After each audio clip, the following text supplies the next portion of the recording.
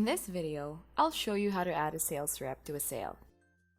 After logging in, there will be a sales rep already added. You can change this by clicking on the drop-down and then selecting another sales rep from the list.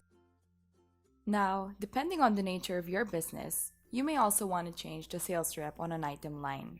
This typically happens when the person at the cash register is different from the person who is fulfilling the item or the service.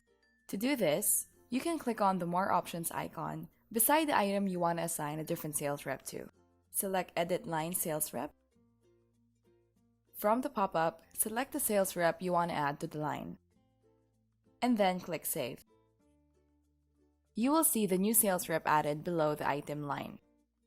And that's how you change the sales rep for a transaction and an item. That's it for this video. Feel free to visit our website for more information.